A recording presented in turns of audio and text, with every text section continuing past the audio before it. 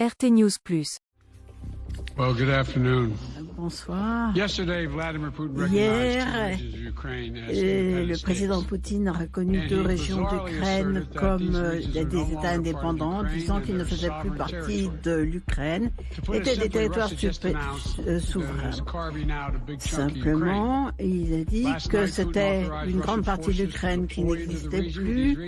Il a déployé des militaires dans la région. Maintenant, il dit que ces régions vont au-delà de les deux zones qu'il a reconnues comme indépendantes et que ça n'est plus sous la juridiction du gouvernement ukrainien. Et véritablement, si on écoutait ce qu'il a dit hier soir, et vous l'avez beaucoup écouté, il a dit qu'il était prêt à aller beaucoup plus loin. C'est le début d'une invasion de l'Ukraine par la Russie, comme il l'a dit, et comme il l'a été autorisé par la Douma. Alors, je vais commencer par dire qu'il faut imposer des sanctions bien au-delà de ce qu'on avait appliqué en 2014. Et s'ils vont plus loin avec cette invasion, on ira encore plus loin avec les sanctions.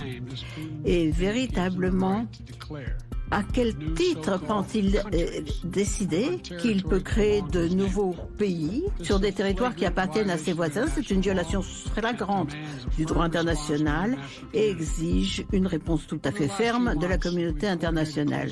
Ces derniers mois, nous avons eu des consultations avec nos alliés de l'OTAN et au-delà pour préparer une réponse.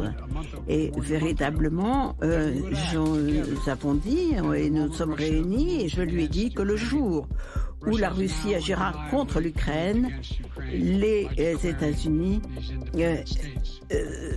considérera que c'est un mouvement contre l'Ukraine de déclarer ses États indépendants. Donc, véritablement, nous devons répondre aux actions qui ont été prises par la Russie à l'encontre de l'Ukraine. Ça a été fait en collaboration et en discussion avec nos collègues et partenaires. Nous allons mettre 4 sanctions bloquantes sur 2 institutions financières, l'EEB et la Banque militaire. Et nous avons établi des sanctions sur la dette souveraine russe. Cela veut dire que nous supprimons la Russie des financements occidentaux. Ils ne peuvent plus lever de fonds à l'Ouest et ils ne peuvent plus commercer avec ces marchés. À partir de demain et les jours suivants, nous allons voir quelles sont les sections qui vont s'appliquer aux dirigeants et leurs familles. Ils partagent les bénéfices, ils doivent partager les peines également. Nous avons travaillé avec l'Allemagne pour s'assurer que Nord Stream 2 ne pourra plus avancer, comme je l'avais promis. Et si la Russie envisage de nouveaux mouvements, nous en avons aussi en réserve. S'il continue son agression, nous aurons des sanctions tout à fait caractéristiques. Et entre-temps, nous allons essayer de renforcer et rassurer nos alliés de l'OTAN. Nous avons parlé avec et nous avons dit que s'ils ne retirent pas leurs forces de Bélarus, nous aurons des mouvements de ceux qui sont que nos troupes qui sont en Europe de se renforcer. Ce sont des mouvements purement défensifs de notre part. Nous n'avons aucune intention de combattre la Russie. Nous voulons simplement envoyer un message tout à fait clair, c'est que les États-Unis et ses alliés défendront chaque centimètre du territoire de l'OTAN. Et ce sont véritablement les engagements qu'on a fait à temps. Nous pensons que les Russes vont aller plus loin, qu'ils amoncellent le nombre de menaces contre l'Ukraine et que véritablement ils pourraient s'attaquer vers de grandes villes de l'Ukraine, y compris Kiev, la capitale. Il y a plus de 150 000 soldats russes autour de l'Ukraine et les forces restent dans une situation, ou également au Bélarus pour l'attaquer par le nord. Ils se sont rapprochés encore de l'Ukraine. Ils ont envoyé des avions, ils ont des vaisseaux qui vont vers le sud de l'Ukraine par la mer également, avec des vaisseaux de surface et sous-marins. Ils se mettent dans une position de pouvoir aller très loin. On n'a pas besoin de sang pour démarrer une guerre. Ces derniers jours, on a vu beaucoup de choses qui ont été faites, qui se sont faites, qui ont été dites au Conseil de sécurité des Nations Unies, qui se sont accélérées. Et véritablement, nous devons faire attention à cette ligne de contact au Donbass pour voir exactement ce qui se passe, assurer la sécurité alimentaire, voir comment les choses se passent pour le public russe.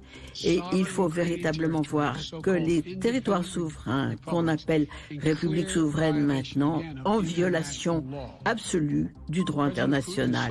Le président Poutine a reçu l'autorisation du Parlement d'avancer ses troupes dans ces territoires.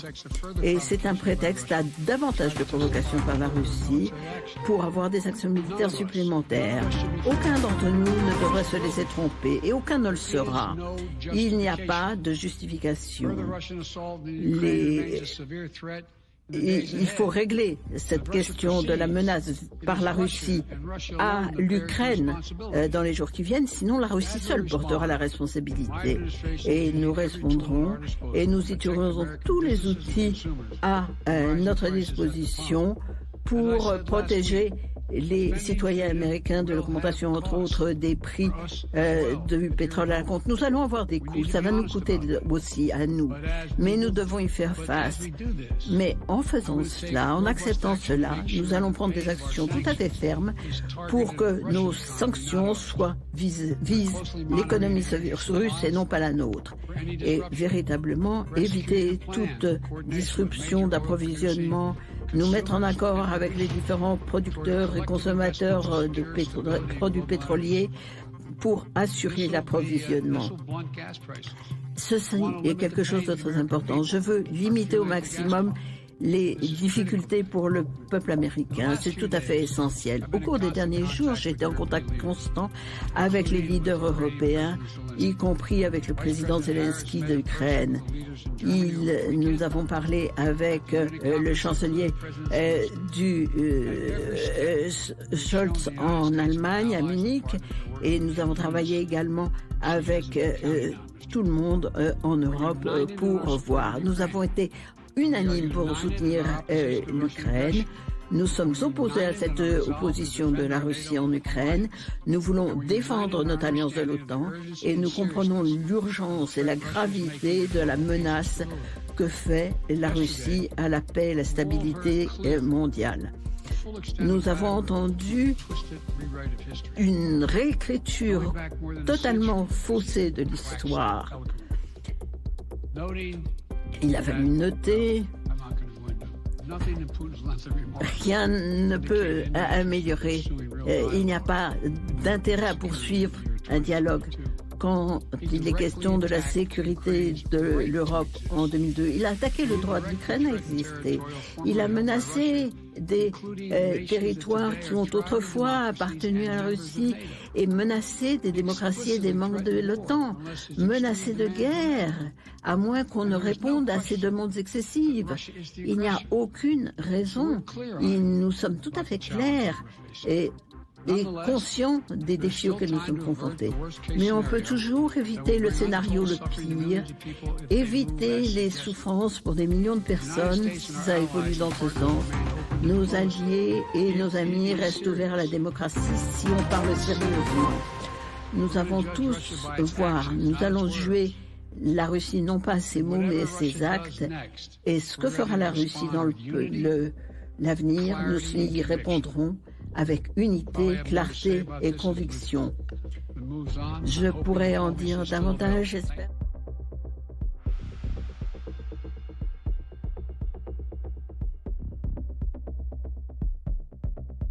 RT News Plus